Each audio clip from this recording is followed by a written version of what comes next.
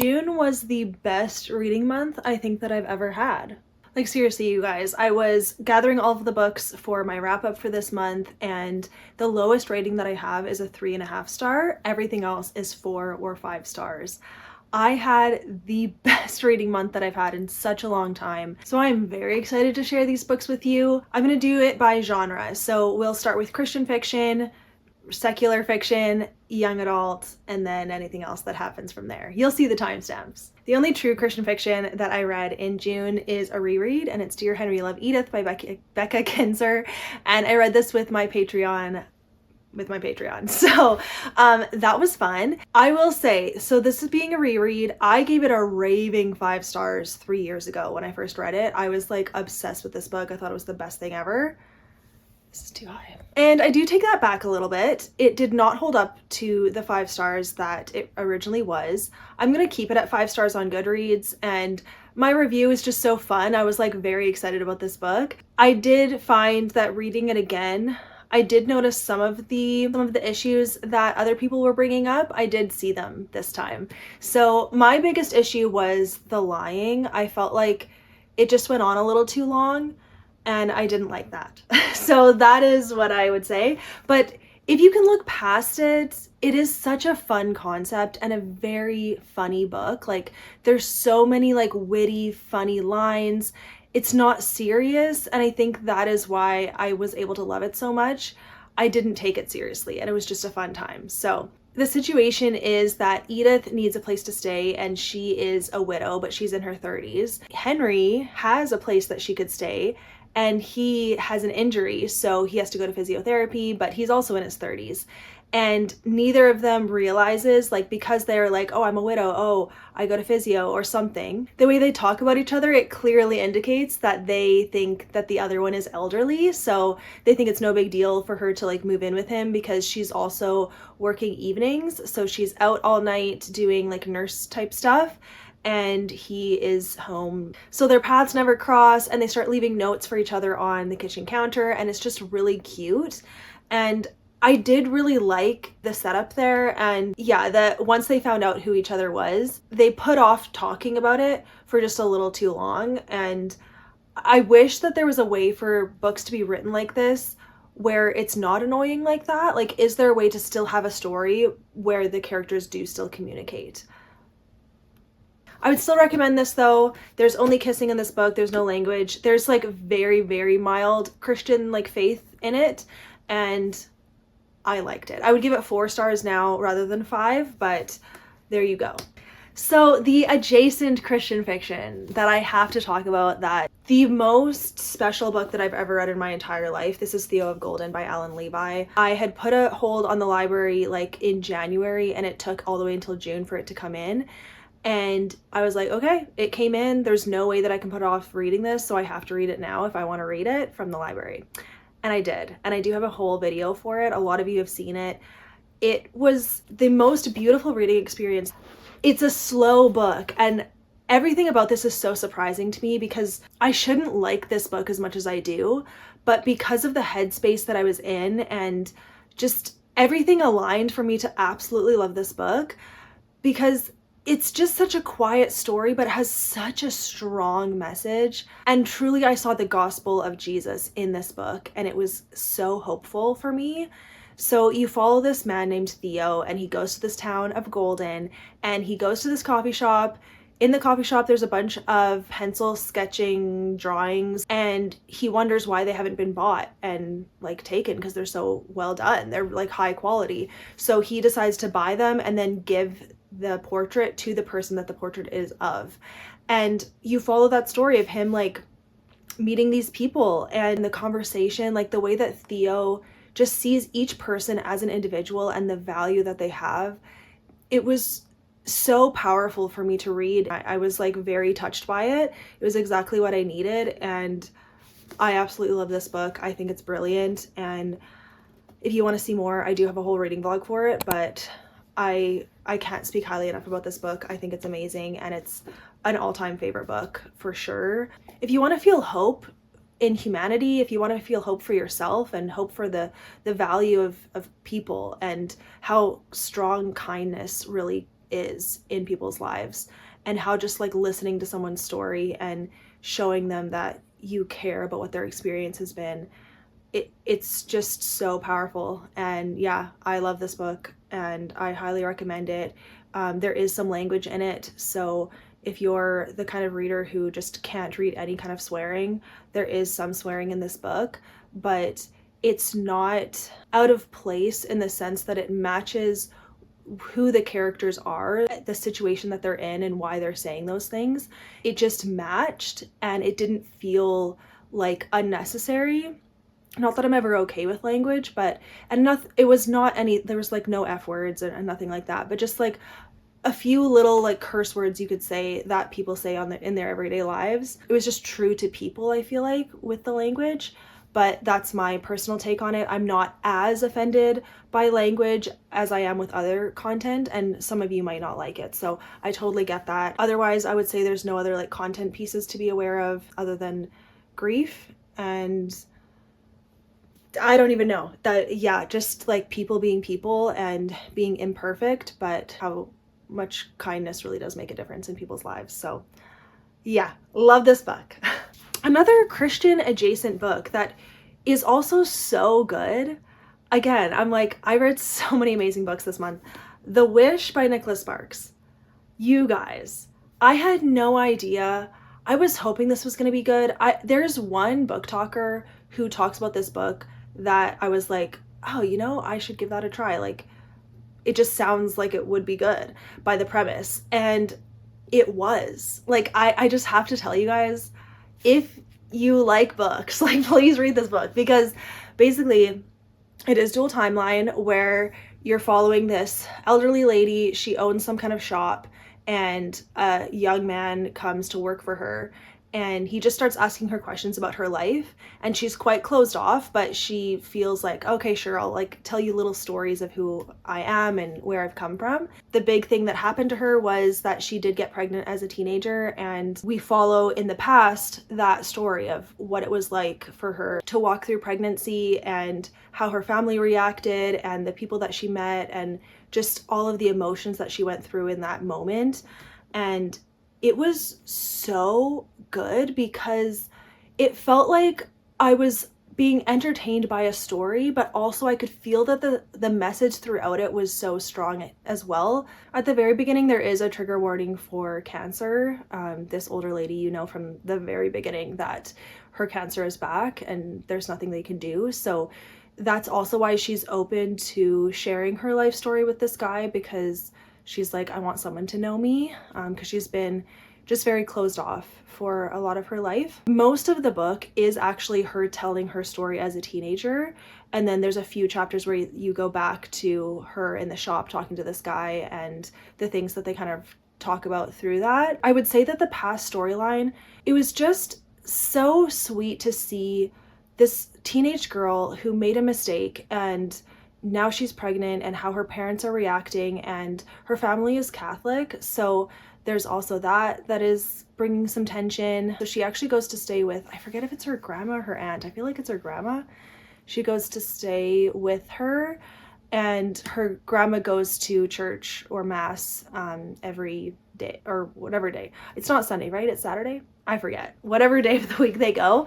And she ends up going, and they like talk a little bit about that. So there is like some faith, and it's not made fun of, it's not mocked. It's just a part of life, which I thought was really great to see, like just normalizing it. She does meet a boy, and you get to see her just like grow in herself, rediscover her value, have this romance with this boy. I have to tell you, like the build up, like it almost feels like, okay, where is this going? But the ending was so good and so beautiful that I almost cried. Like, I don't know if I'm selling this, but like it was just one of those books, right book, right time, and it really hit. And it was so deep and so good, and I really loved it. So yeah, there's no language. There is obviously teenage pregnancy and there is cancer, but there's no other content that I would caution. And I think that teens and adults could like this book, and I loved it. I gave it 5 stars. I want to read more Nicholas Sparks now, because I haven't read a lot of his books because they all feel like they just have terrible sad endings. And this one was sad, but I don't know, there's something about the way that he packaged the story. It did give me hope at the same time, and I thought it was just such a good story. So 5 stars for me. Okay, one like fiction book that I did read is The Midnight Library by Haig. I own this book somehow. I don't remember exactly where I got it, but I had it on my shelves and I saw it and I was like, I'm in the mood for that. So I picked it up and I liked it. I will say I gave it 4 stars, but I don't know if everyone would like it. Like it, again, right book, right time. I was really mood reading in June and I was in kind of a whole new world of like reading taste. So I think really at any other time I wouldn't like this book, but it was the right time to read it. So if you don't know about this book, basically it follows this woman who is very, very depressed and she wants to commit suicide. So that's the book and that's her like working through those emotions. So if you struggle with your own mental health, it may be triggering in that way. I didn't find it that deep in terms of like the sadness. I guess I felt detached from it somehow. The way that it was written, it didn't feel like it was trying to make you sad as the reader. So that's why I was okay with it, I guess. But basically she does, like she takes a bunch of pills and when she becomes unconscious, her mind goes into this library and they call it the Midnight Library, and she meets this librarian and there's books everywhere and they're all books of alternate lives that she could have lived depending on what her choices are. And she gets to open a book and go see what that version of her, if she had made that choice, what that version of her is doing in that time. And so she explores many, many different lives, and each one had such a strong message of no life is perfect, and there's no life that actually is going to make you feel better except loving yourself in the current life you have and being grateful and just seeing the good things in your life over the bad. And that might sound pretty basic, and that's where I'm like, man, if there was faith content in this book, then it would have been even better.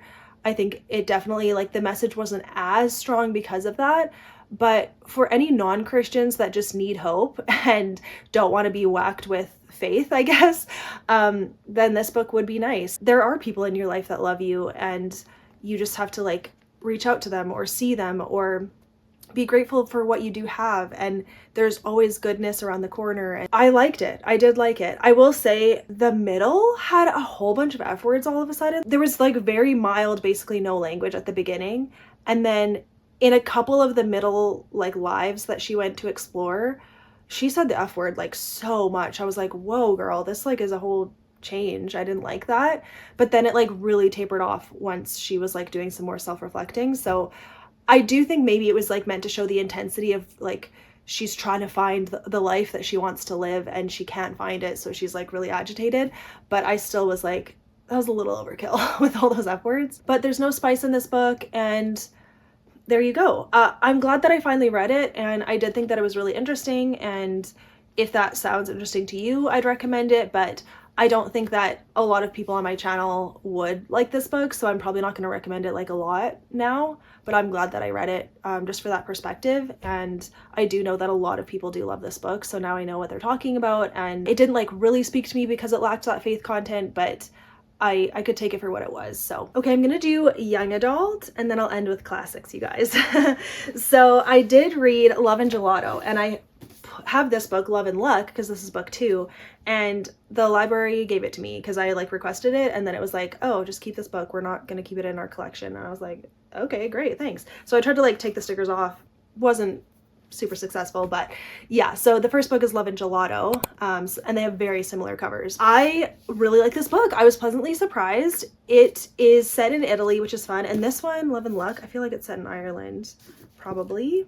Yeah, and I feel like they're not even like connected, like, because I don't even recognize these names, so I feel like you could read them out of order, but whatever. I read Love and Gelato first, and it was just such a nice breath of fresh air for a young adult book to not have language, to not have vulgarity, to not have sex talk all the time, and to not show teens behaving in a way that is so unhealthy for them at that age. Like, it was just so refreshing. Even being in Italy and like, yeah, drinking is probably really common, there was none of that. And I really was so happy to see that. The romance wasn't overdone, and I'd had great like family themes. So I think this book is great and I highly recommend it. And you follow a girl whose mom passes away from cancer at the very beginning. So trigger warning for that. And she definitely has a lot of grief over that. So definitely be aware of that. But right away, she does move to Italy to be with her dad. And she never met her dad. She doesn't really know him.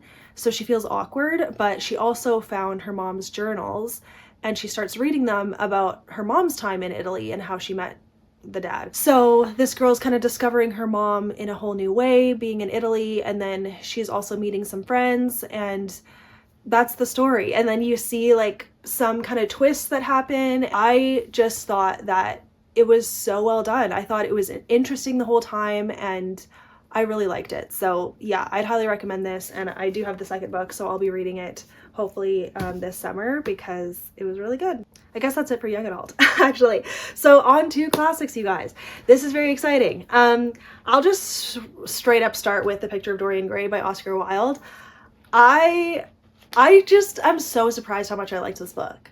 And I think I actually would give it 5 stars now that I'm thinking about it, because I just thought that it was so brilliantly written, that the message that he was sending is just that like no earthly pleasures will satisfy and they will like destroy your soul. And I thought it was brilliant. I have a whole video for it. I'll link it down below. I don't know if I'll say much else. I do think that Christians would feel some kind of way about this book if you do get offended by books writing pretty much the opposite of Christian values. Like the opposite of Christian values is in this book, and there's kind of no Christian value in this book other than like how the characters are reacting to Dorian Gray and what he's doing, and they're like, hey, you can't do that, that's you just in case you don't know anything about this book, I would be surprised, but at the same time I also didn't know anything about this book. Artist paints a portrait of Dorian Gray, and when Dorian Gray sees it, he gets upset because he sees how beautiful he is and that he'll never be as beautiful as he is in that moment in that painting. And so he wants to not age like the painting, and he wants the painting to age instead. So that's the story. But there is so much more to it and so many more characters to it. Yeah, it's so much more than just that. Because that premise sounded really boring to me. I was like, okay, no thanks, that's kind of weird. It's so not like that. Like, it is weird, but not in like a weird way. Okay, and then some like middle grade classics, or like this is more young adult, I guess I would say, but Anne of Avonlea, I did read this book, also in the same video as Dorian Gray, and I just really enjoyed this, and I for sure want to read the rest of Anne of Green Gables. Like, there's something about Anne that I really like her perspective on life, and she does give me just some encouragement to like think more positively and be more whimsical and happy, and just like kind of looking for just kind of moments in life that can feel special. I don't know if that makes sense, and that's kind of like cheesy, but I don't know, you need books like that sometimes, like where they're just simple and happy, and bad things do happen. Like, it is not just an easy happy-go-lucky book. She does have real life that happens to her, but I think the way that it's written, the author's writing is so beautiful too, and not in a like overly descriptive way. It's just so easy to read, and I'm like really happy about it. So yeah, I gave this 4 stars. I really liked it. I would highly recommend it. There's no language, there's literally no content to be aware of. As a Christian, this is very Christian friendly, so yeah, highly recommend that. And then I did read A Little Princess. I forget the author. Is it Frances Hodgson Burnett? I think it is, because they also wrote The Secret Garden. But I read A Little Princess finally because I had watched the movie as a kid and I'd never read the book. And the movie changed a fair number of things from the book. And unfortunately, I will say I did like the movie better. Like, from my memory as a kid, like if the movie didn't have what it had at the end, I would be very sad. And reading the book, I was like, I mean, because of the girl Sarah's attitude, that's great. Like, she has a great attitude and you will, learn from her. But it was just sad. And I think I was like sad about that. And then on top of that, it had just a touch of very wild, whimsical thinking, a little bit like Alice's Adventures in Wonderland, where Sarah has a very big imagination, and it did become a little much at times where I was like, okay, I'm good. So yeah, that was the 3.5. Like, there were parts that I really loved, and I thought the message was really good. That's nice. But yeah, you follow this girl who gets placed in a girls' school because her dad is like going to India to like do something. But like, she's from India too. So anyways, and then I won't say anything else about that. But she's at a girls' school, and the stuff that happens to her at this girls' school, and the head mistress lady is not nice. She like is very insecure, and she like judges these little girls, and she's like mean to them. So you do like see that play out. That's all I have to say. Okay, the thriller. The thriller that I read this month, Too Old for This by Samantha Downing. You guys, this book was so entertaining and funny. I had a good time with this book, even though I think that a lot of you will be like appalled. Not appalled, but just like, it's graphic. But I will admit that like, if a book is graphic in a funny way, I can handle it. If it's graphic in a serious way, it's too much. But this was so funny because you follow this old lady who is a former serial killer. She got like kind of bad press in the news when she was younger over some kind of situation. The story like went away, whatever, but she got like kind of the short end of the stick. So this young reporter like sees her story and is like, I want to tell the true story of what happened to you. So like, I'm coming over and we're gonna do this interview. And the old lady is like, no, I don't want to talk to you. And stuff happens from there. Like, I don't know what the like description of the book is, so I won't say, but just beware, there is blood. There is like definitely murder in this book, but it's so funny. There's like a few swear words. I don't think there's any F words, but there's a few swear words. No spice, but it was funny, like, because like she didn't want to do this. Like, she was like, I'm retired. Like, I don't want to have to like be killing anyone, but like, you guys are forcing my hand. Like, but oh, it was so funny. I really enjoyed this book. It was such a great like, just yeah, palate cleanser, easy, fun book, fun time. So I do recommend that, but it's only for a select few of you. There is, yeah, some language, but I don't think any F words. There might be one or two, but yeah, other than that, like, the blood though. Okay, lastly, I'll end with a memoir, and it's This Is Me by Hayden Panettiere. And I grew up watching her on Disney Channel, and like, I watched her on Heroes as well. I didn't watch Nashville that much. I think I started it, but it was a little too content heavy for me, but I did quite like Heroes. I just always like thought she was so beautiful, and I liked her personality, and I liked her acting. So when I saw that she had a book, I was like, oh, okay, cool. It was just sad. Like, it's a sad book. Unfortunately, she did not actually have the best upbringing or parents or examples in her life. Almost all of the classic child star problems she had. She did fall into addiction with alcohol. I did like hearing about the history of her career. Like, she talks about her career quite a bit and what it's done for her. Now that she's a mother, she is really wanting to focus on being healthy for her daughter, and I thought that was inspiring. And I did see God in her story. There were moments when she would like cry out to God and he would answer her. And she didn't make the connection that like, hey, God is real, he heard you. But I believe that she will make that connection someday. You know, we have to believe that, right? It did give me hope in that sense. And to just see that God cares about everyone, and he cares about those celebrities too that feel so untouchable when they're just regular humans too. And it's hard to be an actress, and it's hard to work in Hollywood. It seems like such a dark place. It's just so sad. So anyways, I did enjoy listening to this. There is some language. She does swear, not a ton though. Like, she used the F word a couple times, but it wasn't excessive. I'm glad I read it. In a way, it takes those rose-colored glasses off, and I'm like, wow, okay, so we really don't know what's going on behind the scenes in celebrities' lives, and they can look so happy and actually be really sad. So that is it, you guys. I'm just looking at my list. Wow, it was such a good reading month.